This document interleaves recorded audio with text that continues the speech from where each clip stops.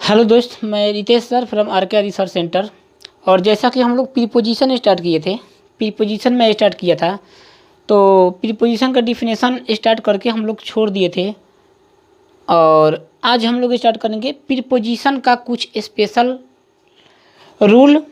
और आपसे हम चर्चा करेंगे कि प्रीपोजिशन जो होते हैं, प्रीपोजिशन जो होते हैं कितने प्रकार के होते हैं। तो भैया, प्रीपोजिशन जो होता है दो प्रकार का होता है। एक होता है simple preposition, simple preposition.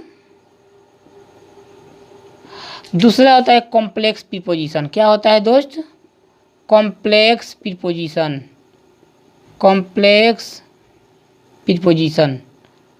Simple preposition और दूसरा होता है मेरा कॉम्प्लेक्स प्रीपोजिशन।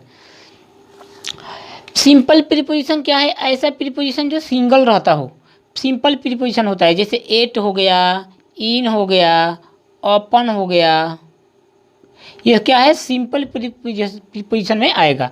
कॉम्प्लेक्स प्रीपोजिशन क्या है दोस्त? तो कॉम्प्लेक्स प्रीपोजिशन आता है कि ऐसा प्रीपोजिशन जो दो या दो से अधिक शब्दों के साथ आता हो, वो कॉम्प्लेक्स प्रीपोजिशन क्या कहलाता है। जैसे get rid of, ride of क्या होता है दोस्त? Bring out, bring out.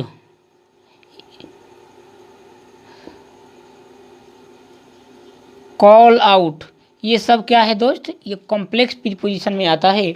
और अब हम लोग पढ़ेंगे एक एक करके प्रीपोजिशन को काफ़ी बेस्ट कॉन्सेप्ट के साथ। और इसका कॉन्सेप्ट क्या बतलाता है, आप कॉन्सेप्ट को समझने की कोशिश करिएगा। मैं एक एक कॉन्सेप्ट की चर्चा करूँगा। सबसे पहले मेरा प्रीपोजिशन आता है दोस्त ऑन और ओपन। ऑन ओपन दोनों का अर्थ तो पर होता है भैया, दोनों का अर्थ तो पर होता है। बट ध्यान रहे, ऑन जो होता है ना, स्टेबिलिटी को दर्शाता है, स्टेबिलिटी को दर्शाता है। ओपन जो होता है ना, मोशन को दर्शाता है। ध्यान रहे कि दोनों का अर्थ पर ही होता है। बट अगर कोई वस्तु स्थिर हो, स्टेबल हो, और उसके ऊपर, जैसे मान लेते हैं कि टेबल है, हमारा टेबल स्थिर है और टेबल पर कोई सेब रखा गया है, तो यहाँ पर हम लोग ऑन का यूज कर लेंगे। बट आप ध्यान रहे दोस्त कि अगर ये कोई गाड़ी है, ये मेरा कोई गाड़ी है, और ये गाड़ी जो है आगे की ओर चल रही है, और आप इस गाड़ी पर कूद रहे हो, तो इस कंडीशन में आप जानते हो कि दोनों टचिंग है, दोनों एक दूसरे के ऊपर है। बट ध्यान रखने की ज़रूरत ये है कि ये गति में है, ये क्या है? गति में है। और इस कंडीशन में यहाँ पर हम लोग किस चीज़ का प्रयोग करेंगे? ओपन का प्रयोग करेंगे। अरे बोल दो, सही है क्या? ओपन का प्रयोग करेंगे। जैसे मैं बोल देता हूँ कि there is a book, there is a book on table, on table,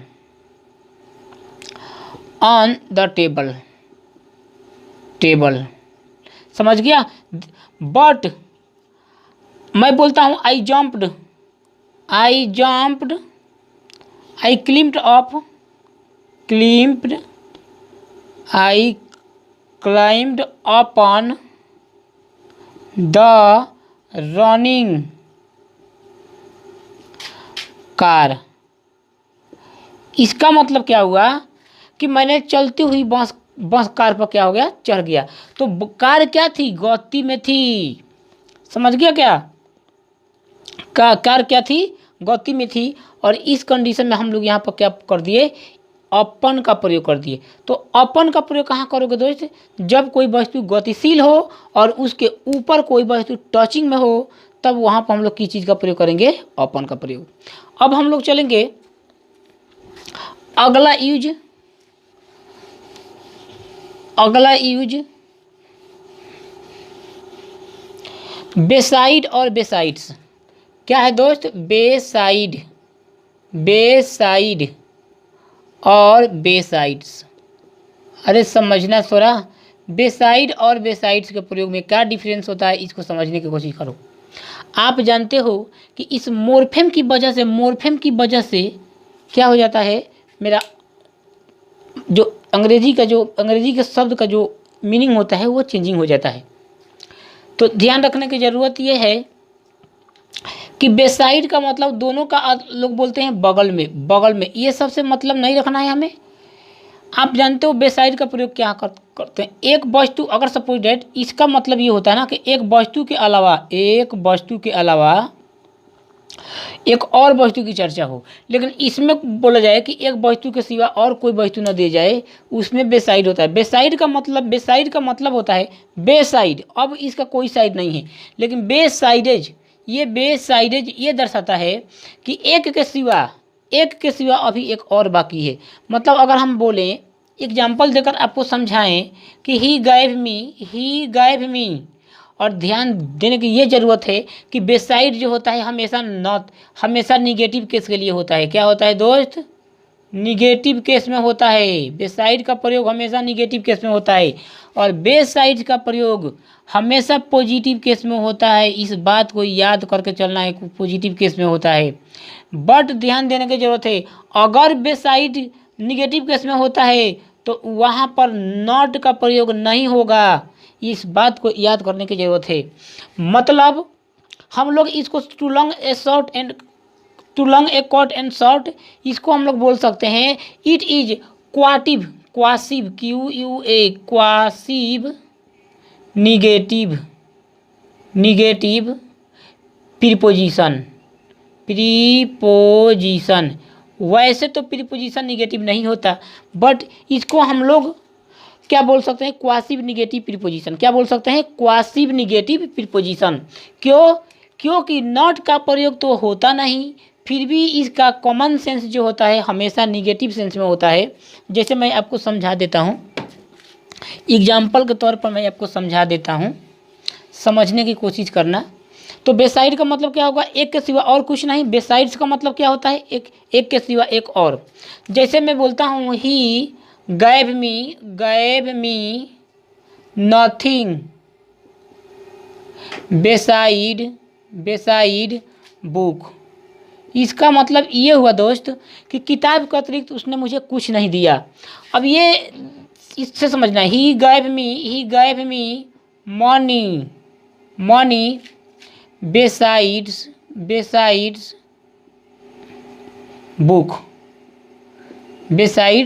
book.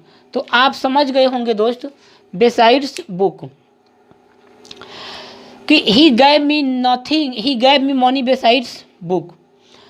तो आपने क्या सीखा कि जब बेसाइड्स लग गया तो निगेटिव केस खत्म, और अगर बेसाइड लग गया तो निगेटिव केस क्या होता है? अपने आप प्रोड्यूस हो जाता है। क्या हो जाता है दोस्त? अपने आप प्रोड्यूस होता है। तो इस बात को हमेशा के लिए याद रखने की ज़रूरत है कि जब भी बेसाइड का प्रयोग होगा वहाँ नथिंग का मतलब वो सेंटेंस निगेटिव केस में ना हो, ऐसा कभी पॉसिबल नहीं है। और कभी भी आप भूल से आप कभी भी अगर जहाँ बेसाइड का प्रयोग किया गया हो, अगर आप चाह कर भी उस सेंटेंस को निगेटिव नहीं बना सकते हो। अगर मैं बोलता हूँ किताब के अतिरिक्त उसने मुझे एक कलम भी दिया, तो क्या मेरी औकात है कि मैं बोल सकता हूँ कि किताब के अतिरिक्त उसने मुझे कलम नहीं दिया? ऐसा पॉसिबल नहीं है। तो अब चलेंगे दोस्त अगला कंसेप्ट, और देखते हैं अगला कंसेप्ट क्या बोल रहा है आपका प्रीपोजिशन का। अगला कंसेप्ट हम लेंगे दोस्त, हम लेंगे आफ्टर और इन। और आफ्टर और इन के प्रयोग से पहले मैं आपको एक बहुत इम्पोर्टेंट कॉन्सेप्ट बताकर जाता हूँ। बहुत लोगों को ये पता नहीं होता है कि V2 का प्रयोग कब करेंगे और V3 का प्रयोग कब करेंगे। अगर ये कॉन्सेप्ट आप जान गए तो आफ्टर और इन को आसानी से सॉल्व कर सकते हैं। V2 का प्रयोग वर्ब का दूसरा रूप कब काम करता है और वर्ब का तीसरा रूप कब काम करता है, इसको समझने में लोग टेंस में चले जाते हैं, बट टेंस में हमको जाने की ज़रूरत नहीं है। मैं लूँगा कि अगर sentence if a sentence denotes single action in past indefinite tense